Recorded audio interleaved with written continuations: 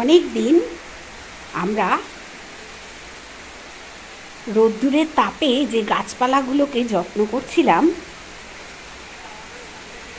এবং অনেক কষ্টে সবুজ সতেজ রাখার চেষ্টা করছিলাম, আজকে থেকে কিছুটা আমরা স্বস্তি পাব। সেই কাজগুলো থেকে এখন কয়েকদিনের জন্য আমাদের ছুটি। চারবেলা জল দেওয়া, এইসব কাজ এখন আর করতে হবে না। শুধু গাছগুলোকে একটু দেখাশোনা করে রাখতে হবে যাতে টবের গোড়ায় জল না জমে। এগুলো বৃষ্টি শুরু হয়ে গেছে, মানে বর্ষা এসে গেছে। ছাদ বাগানে প্রতিটি গাছ সুন্দর করে স্নান করে এখন আরও সবুজ সতেজ হয়ে গেছে, ঝকঝক করছে। দেখুন গাছের পাতাগুলো। এরপরে এই বৃষ্টির জল পেয়ে যে গাছগুলো এখনো পর্যন্ত সবজি কিংবা ফল দিচ্ছিল না, সেগুলো এবার থেকে ফল দেওয়া শুরু করবে। লঙ্কা গাছে লঙ্কা হবে। যেসব বেগুন গাছে প্রচুর মিলিবাগ হয়েছিল বলে আমি ডালপালাগুলো কেটে দিয়েছিলাম, সেইগুলো সব এইবার বেগুন হবে। সুন্দর সুন্দর ব্রাঞ্চ বেরিয়ে, নতুন নতুন ব্রাঞ্চ বেরোলেই গাছে কিন্তু ফুল দেখা দেয় এবং ওই ফুল থেকেই সবজি হয়। আমার তরমুজ গাছের যে তরমুজটা দেখুন, সে কিন্তু রেগুলার একটু একটু করে বড় হচ্ছে। এইটাই ছাদ বাগান করার আনন্দ।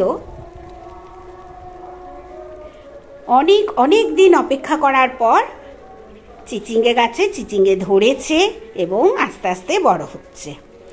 কয়েকদিন আগেও কিন্তু চিচিঙ্গে ধরছিল, কিন্তু সেই চিচিঙ্গেগুলো বড় হচ্ছিল না, শুকিয়ে যাচ্ছিল। আবার নিয়ে এসছি বেশ কিছু গাছ। এটা কুমড়ো গাছ, আর গ্রো ব্যাগও তৈরি করে ফেলেছি। এখানে আছে শসা গাছ, চাল কুমড়ো গাছ, এইসব গাছ। এবার এইসব গাছ আমি এইসব গ্রো ব্যাগে বসিয়ে নেব। বৃষ্টি পড়ছে, এই মুহূর্তে এই গাছগুলো বসানো যাবে না। একটু ধৈর্য আমাকে ধরতে হবে।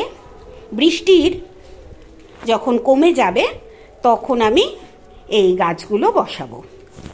কুমড়ো গাছটা একটা বড় গ্রো ব্যাগে বসাবো, আর এইখানে যে এই যে শসা গাছ, চাল কুমড়ো গাছগুলো আছে, সেগুলো আমি একটু ছোট গ্রো ব্যাগে বসাবো। আজকে যদি বৃষ্টি না কমে তাহলে আগামীকাল বসাবো। আর বৃষ্টি তো হয়েই যাচ্ছে, কিছুতেই তো কমছে না, ভালোই হচ্ছে। গাছগুলো একটু বেশ সুন্দর করে মনের মতো করে তারা স্নান করছে।